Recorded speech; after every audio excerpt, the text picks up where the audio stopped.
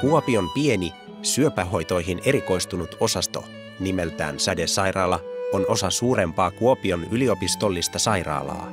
Siellä hoidetaan monenlaisia syöpämuotoja, mutta aivan erityisesti eturauhassyöpää, joka onkin suomalaisilla yli 70-vuotiailla miehillä hyvin yleinen sairaus.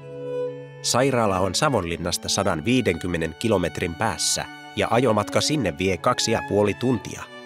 Mikäli hoito on jo aamulla, matkaan pitää siis lähteä ajoissa.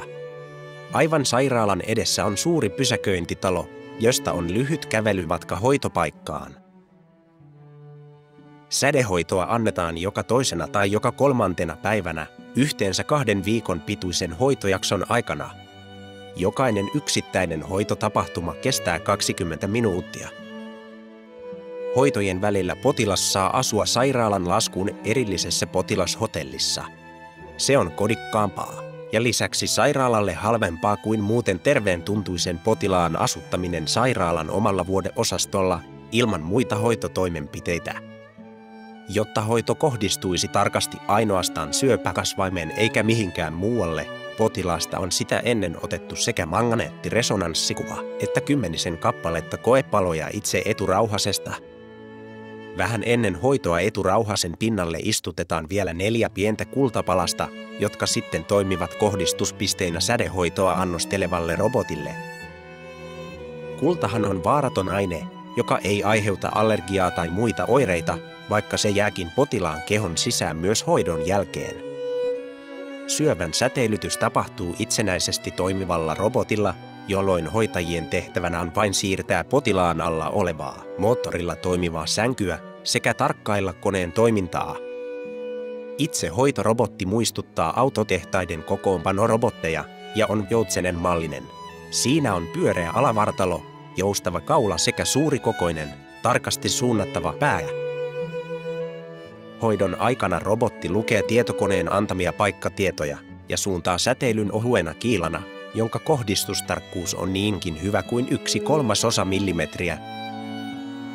Tällainen laite on paitsi hyvin tarkka, myös hyvin kallis, ja niinpä tämä amerikkalainen hoitolaite onkin ainoa koko Suomessa, eikä muissa Pohjoismaissakaan vielä ole toista samanlaista. Tässä videokuvassa on nopeutettu robotin hoitopään liikkeitä, jotka todellisuudessa ovat paljon hitaampia.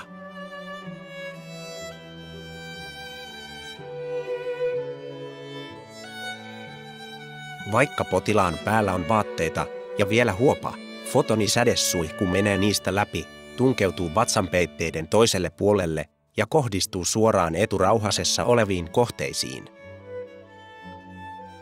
Sädesuihkua lähettävä hoitopää myös kääntyy hoidettavan puolelta toiselle aina sen mukaan, mistä on lyhyin välimatka kulloinkin sädetettävään syöpäpesäkkeeseen.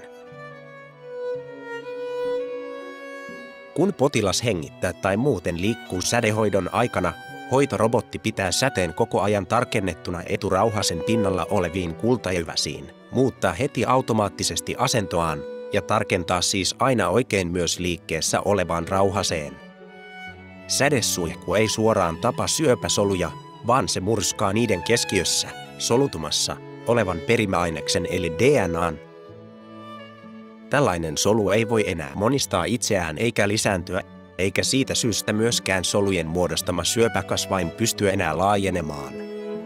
Nämä sädetetyt solut kuolevat vähitellen pois, minkä jälkeen koko syöpä on parantunut.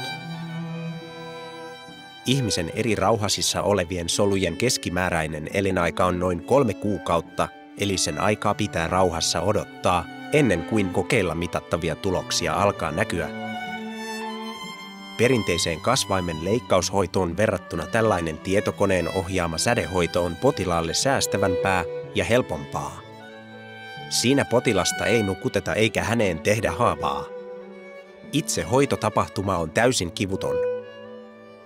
Myöskään erillistä toipumisaikaa sairaalan osastolla ei tarvita, vaan hoidettava pääsee takaisin tavalliseen arkielämään heti hoidon päätyttyä. Joitakin sivuoireita sädetyksestä voi kyllä seurata, mutta ne vaihtelevat paljon potilaasta toiseen. Jotkut hoidettavat eivät saa juuri mitään lisäoireita hoidon jälkeen. Esimerkiksi tämän videoesityksen tekijä lähti hoidon jälkeen autollaan takaisin Savonlinnaan aivan muina miehinä. Tosin ennen sädetystä annettava syöpäkasvaimen leviämistä ennaltaehkäisevä hormonihoito tuntuu ikävältä. Se estää miessukuhormonin eli testosteronin erittymisen, mikä ehkäisee syövän kasvua, mutta samalla se sotkee aivoissa olevan kehon lämmönsäätelyjärjestelmän toimintaa.